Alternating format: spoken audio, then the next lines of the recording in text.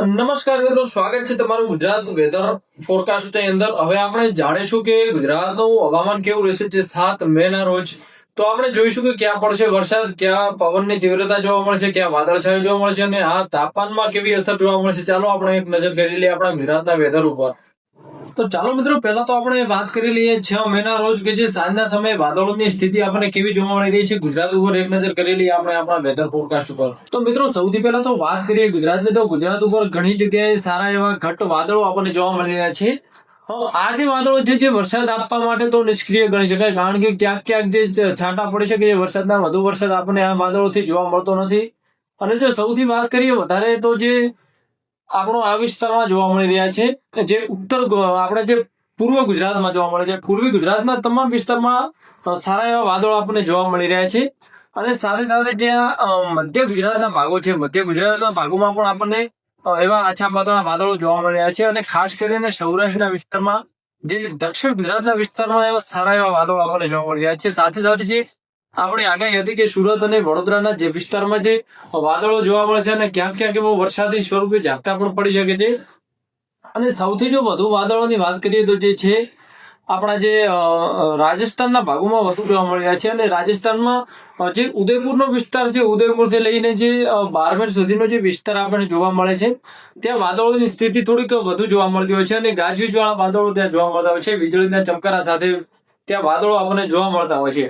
હવે વાત કરીએ આપણે 7 મે ના રોજ. તો 7 મે ના રોજ આપણે જે મોસમનું પૂર્વાનુમાન છે એ કેવું રહેશે. પહેલા તો આપણે વાત કરી લઈએ પવનોની. જે પવનોની સ્થિતિ આપણે જોઈ લઈએ કે પવનોની સ્થિતિ હાલ જે અરબ સાગરના પવનો છે જે ગુજરાતમાં તમામ ભાગો ઉપર પહોંચી રહ્યા છે. અને જે આપણે વાદળોની સ્થિતિ જોઈ રહ્યા હતા, જે આ વાદળોની સ્થિતિ આ જગ્યાએ આપણને થોડી વધુ જોવા મળતી હતી. હું તમને પહેલા તો જે વાદળોની સ્થિતિ છે થોડી બતાડી દઉં કે જે વાદળોની સ્થિતિ આપણે જોઈ રહ્યા છીએ જે આ રીતે છે. જે પવનો છે જે આ રીતે આવી રહ્યા છે. અને જે ગરમ પવનો છે જે હવે જે ઉત્તર ગુજરાતના ભાગો છે ત્યાં ઇફેક્ટ કરવા માંડે છે. લગાતાર 2 થી 3 દિવસથી જે પવનનું જોર હતું તે એકાએક ઘટી ગયું છે. અને જે દિવસનું જે તાપમાન હતું તેમાં પણ વધારો થતો જોવા મળી રહ્યો છે, જે આ પવનોને આભારી છે. આપણે વાત કરી લઈએ હવે તાપમાનની. તો તાપમાન આપણે કેવું રહેશે ગુજરાતનું, ચાલો આપણે તાપમાન ઉપર એક નજર કરી લઈએ. તો જે હાલનું મિત્રો આપણે તાપમાન જોઈ રહ્યા છીએ, તાપમાન અહીંનું જે ઉત્તર ગુજરાતના ભાગોમાં 41°C સુધી પહોંચી ગયું છે, જે તદ્દન ધીરે ધીરે વધી રહ્યું છે, જેના કારણે ગરમી અને ઉફાળો પણ વધી રહ્યો છે. ખાસ કરીને જે કચ્છનો ભાગ છે, કચ્છના ભાગમાં તાપમાન 42 થી 43°C સુધી પહોંચવા લાગ્યું છે. કારણ કે જે તાપમાન વાળા પવનો છે, જે ગરમ પવનો છે, જે ધીરે ધીરે ગુજરાત તરફ આવી રહ્યા છે, જેના કારણે ગુજરાતનું તાપમાન હવે ધીરે ધીરે વધવા માંડશે.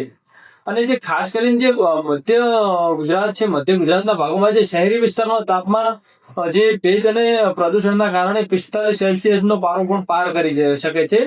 કારણ કે જ્યાં તાપમાનમાં જે ગરમ પવનો સાથે સાથે ભેજવાળા પવનો જે બફારો કરશે અને આ ગરમી જે પ્રદૂષણના કારણે ત્યાં 45 થી 46 સુધી તાપમાન પહોંચી શકે છે. અને જે ખાસ કરીને જે સૌરાષ્ટ્રના ભાગો છે, જે દરિયાઈ ભાગો છે, ત્યાં તાપમાન નોર્મલ જોવા મળશે. તાપમાન જે 38 થી 40°C સુધી જોવા મળશે. પણ જે દરિયાના ભેજ અને ભેજવાળા જે પવનો આવતા હોય છે તેના કારણે જે તાપમાનમાં થોડો આપણને વધારો જોવા મળે છે.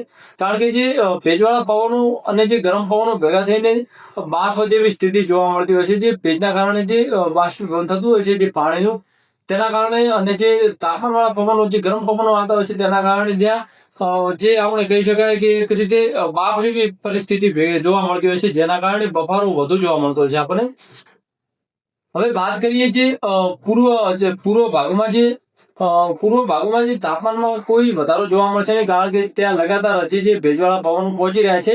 પણ આ જે વાદળોની સ્થિતિ જોવા મળશે અને વાદળોના કારણે જે તાપમાન છે જે સારા નોર્મલ જોવા મળશે. હવે આપણે વાત કરી લઈએ કે જે વાદળો છે, જે વાદળોની સ્થિતિ કેવી રહી છે 7 મે ના રોજ.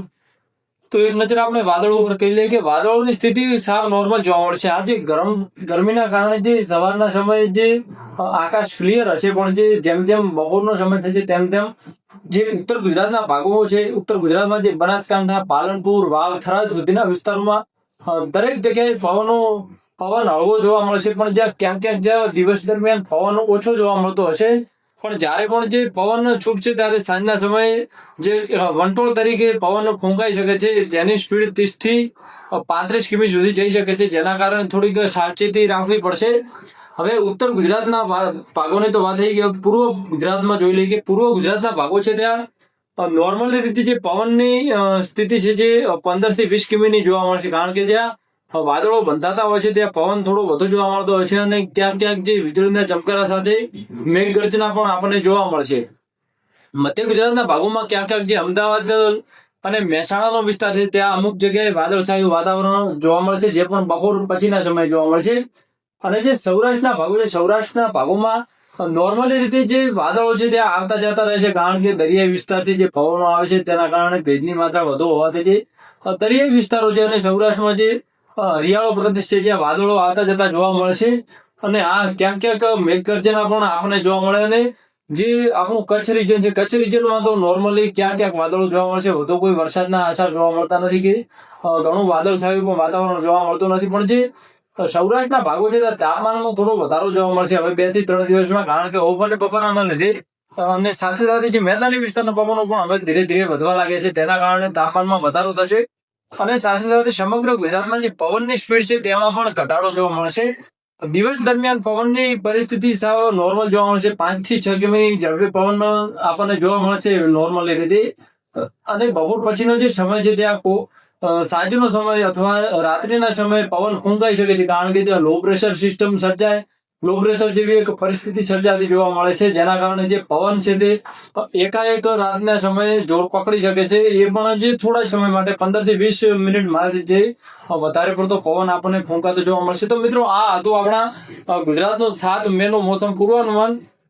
તો મિત્રો તમે સમજી ગયા હશો કે જે આપણો ગુજરાતનો ભાગ છે, ઉત્તર ગુજરાત, મધ્ય ગુજરાત અને સૌરાષ્ટ્ર કચ્છના વિસ્તારોમાં ધીરે ધીરે તાપમાનમાં વધારો થતો જોવા મળશે, કારણ કે જે ભેજવાળા પવનો પ્લસ જે ગરમ પવનો આવતા હોય છે તેના કારણે જે ભેજ અને ઉકળાટ આપણને વધુ જોવા મળતો હોય છે, જેના કારણે જે સૂર્યનું તાપમાન તો જે નોર્મલ જોવા મળી રહ્યું છે આપણે 38 થી 40 સેલ્સિયસ, પણ જે ભેજ અને સૂકા પવનો આવતા હોય છે તેના કારણે જે મિશ્રિત પવનો બનતા હોય છે, જેના કારણે આપણે ખાસ રીતે જે સિસ્ટમ સક્રિય થતી હોય છે, જે નોર્મલી ભેજ વાળા પવનો અને જે ગરમ પવનો હોય છે તે સંમેલિત થઈ અને બાફ જેવી પ્રક્રિયા થતી હોય છે, જેના કારણે આપણને બફારો જોવા મળતો હોય છે.